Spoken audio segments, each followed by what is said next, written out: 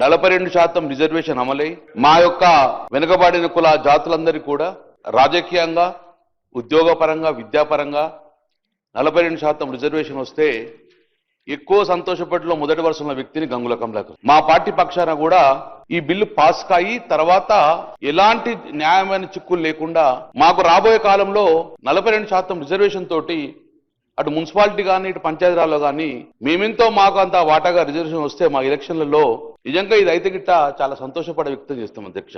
LP minister గారు కూడా ఒక మాట అన్నారు, మీరు సూచన సలహాలు ఇవ్వండి, గతంలో మీరు ఇచ్చారు, ఈసారి కూడా ఇవ్వండి అన్నారు. గౌరవ ముఖ్యమంత్రి గారు ఇక్కడ ఉన్నారు.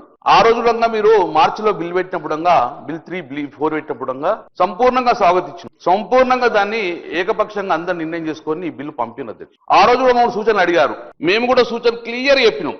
ఏమని చెప్పినాం క్లియర్ గా?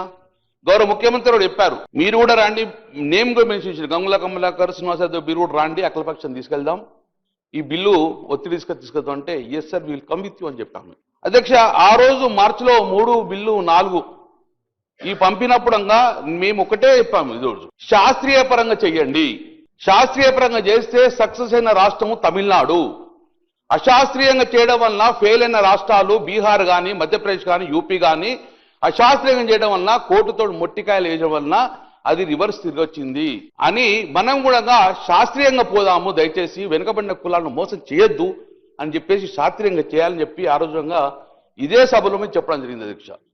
కానీ ఏ రోజు కూడా మా సూచన పరిణామం తీసుకోలేదు. కాబట్టి ఇప్పుడు మీరు స్వాగతించరా, మీరు పరిణామం తీసుకుంటే ఇలాంటి చిక్కులు రాకపోవు. నేను గౌరవ ముఖ్యమంత్రి గారు సూటిగా అడుగుతున్నాను, ఈ రాష్ట్రం యొక్క అసెంబ్లీ తీర్మానం చేసిన తర్వాత బిల్లు పాస్ అయినాక జీవో ఇవ్వాలంటే మరి ఈ 22 నెలలు ఏం చేసిండ్రు? మరి అప్పుడే మీ ప్రభుత్వం ఏర్పడిన తర్వాత 6 నెలలు ఇస్తామని చెప్పి కామన్ డిక్లేర్ ఇచ్చారు కదా, అదే రోజు మీరు జీవో వచ్చి ఎన్నికలకు పోవస్తుండే కదా, మరి ఎందుకు జీవో వేయకుండా సుమారు 6 కమిటీలు వేసిన అధ్యక్ష? నేను ఒకటి వరుసగా మీరు చెప్తున్నా అధ్యక్ష, మీరు నిజంగానే ఈ రోజు కార్యక్రమం చేసే విధంగా అప్పుడే చేస్తే గిట్ట మీరు ఈ జీవో నెంబర్ 26 తీసుకొచ్చిండ్రు. జీవో నెంబర్ 26 మార్చి 2024 తీసుకొచ్చారు. బ్యాక్వర్డ్ క్లాస్ డిపార్ట్మెంట్ నుంచి జీవో ఇష్యూ చేసిన అధ్యక్ష. ఆ జీవోలో క్లియర్ గా రిజల్యూషన్ పాస్ చేసినాం, కులగణన సర్వే చేస్తామని చెప్పి చేయడం అధ్యక్ష. ఈ జీవో నెంబరు బీసీ కమిషన్ ద్వారా వచ్చింది 26. దాని తర్వాత బీసీ కమిషన్ మాయమైంది, లేదు బీసీ కమిషన్. జీవో నెంబర్ 18 తీసుకొచ్చిండ్రు, ప్లానింగ్ డిపార్ట్మెంట్ ద్వారా బీసీ ప్లానింగ్ డిపార్ట్మెంట్ ద్వారా సర్వే చేస్తామని చెప్పింది. ఆ రోజు ఉత్తమ్ కుమార్ రెడ్డి గారి అధ్యక్షన కమిటీ చేశారు, బీసీ కమిషన్ మాయమైంది అధ్యక్ష. నేను ఇవన్నీ ఎందుకు కోటి చెప్తున్నా అంటే సేమ్ ఇదే బీహార్లో జరిగింది కాబట్టి చెప్తున్నా అధ్యక్ష. మేము దయచేసి మేము